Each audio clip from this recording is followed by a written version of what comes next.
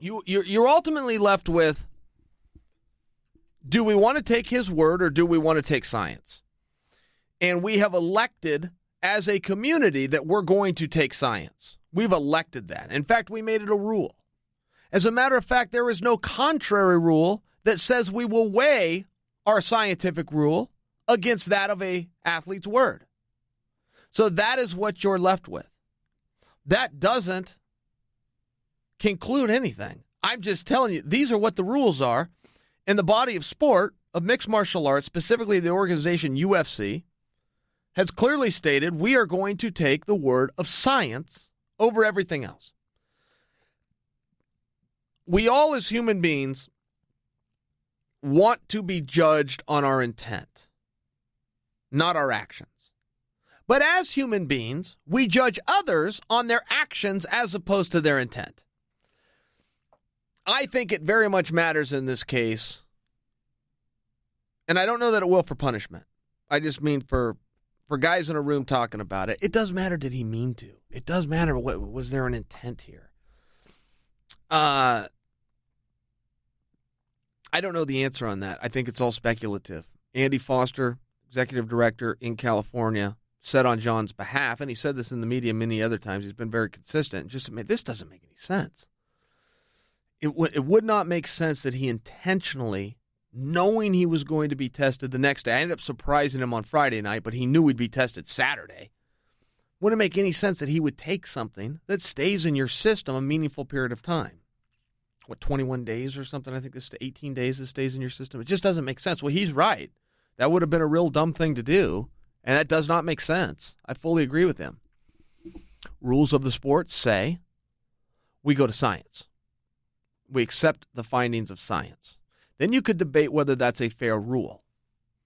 But that is the rule of sport. I will also tell you, the commissioners that were questioning him did not have the slightest idea what they were what was being discussed there science-wise, nor should they. You'd have to go to school for this stuff, and then you'd have to stick around and take extra courses because it changes very quickly. That's not what they do. USADA is different. That is what they do. I didn't see any holes in Jon's story. As I was listening, I didn't see any holes. I also really liked that he testified. Guys generally can only get themselves in trouble by speaking and testifying.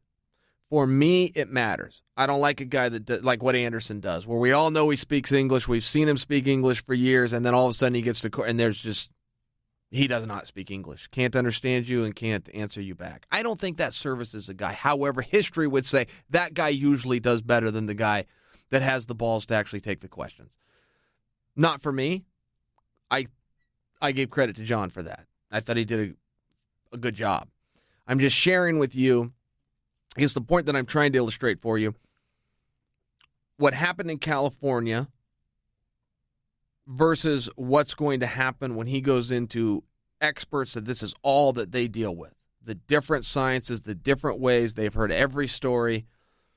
I think it'll be a lot more interesting when that happens. And California had brought up one really good, they caught him in one thing. That was a big deal. And Jon didn't try to lie. He's like, yeah, you got me.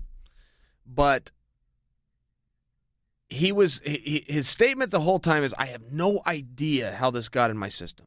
Couldn't even guess. I have no idea. In fact, after you caught me the first time, I have been so diligent working with my management team, checking the ingredients, only taking USADA supplements. He really went big on this.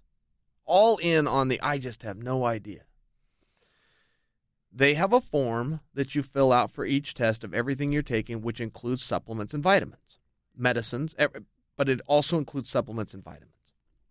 In the history of all of those forms, they had 8 different things that he'd written down. I don't know what they were, a protein or a creatine, or I'm making things up right now, but just supplement, nothings, right? But he wrote them down.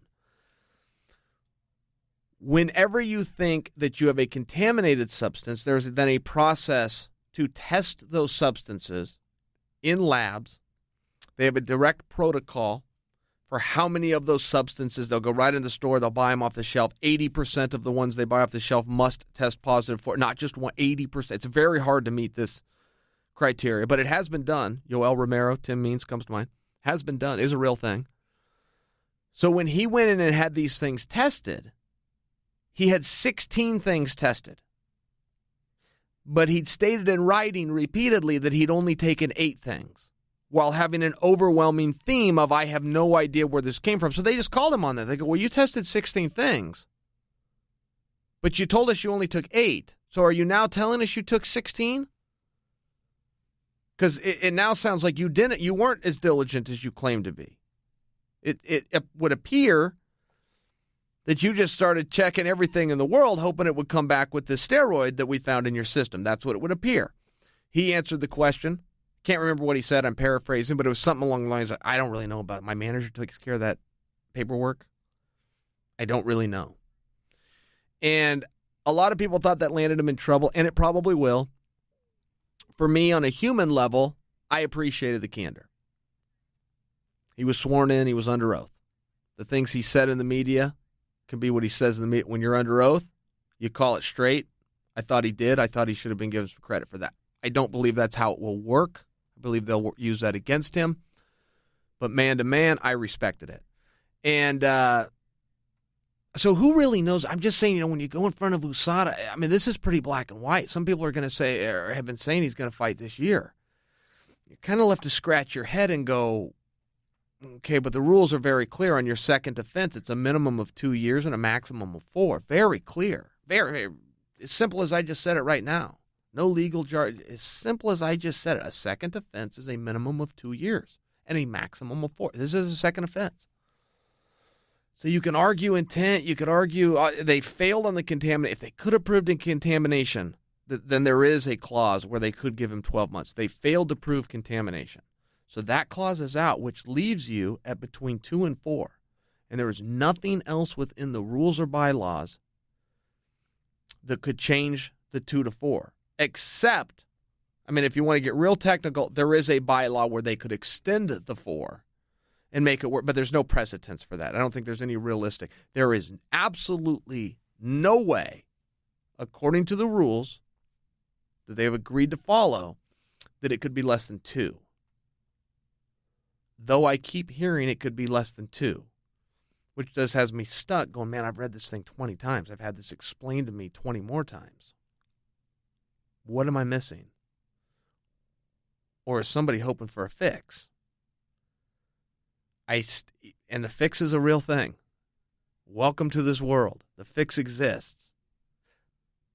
But in a pamphlet that's put out and everybody's educated on and everybody signs off, I don't know what bylaw they would fall to possibly make it less than 2. I don't know.